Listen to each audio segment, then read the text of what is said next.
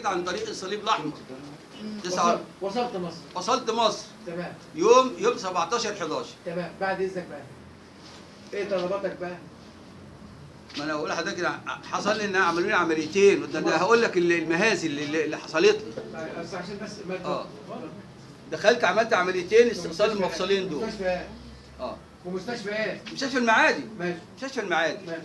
خرجت طلعت دون عرض على كومسيون طبي ولا تعويض ولا ولا ولا ولا، ولما جيت اطالب بحقي قالوا انت تبع جيش مين؟ تبع جيش مين؟ جواب موجود. تبع جيش مين؟ احنا المشاة بيقول مش تبعنا والمكتبات بيقول مش تبعنا، وانت تبع مين؟ وهم اللي جايبيني من هناك. واخد بال حضرتك؟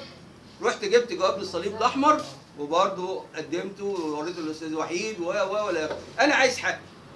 زي انا ما قلت احنا بقى عندنا رئيس بسم الله ما شاء الله بيعرف ينفذ القانون وبيحترم الوطن بتاعه ويحترم المواطنين. انا عايز يجيب حق الاسرى دول. ادام حكم صدر لينا نهائي وبات ينفذ الحكم ويخص الجهات اللي هي ديت اللي عماله تتقاعس في مجال حقنا ان يجيب لنا حقنا. شكرا. حد تاني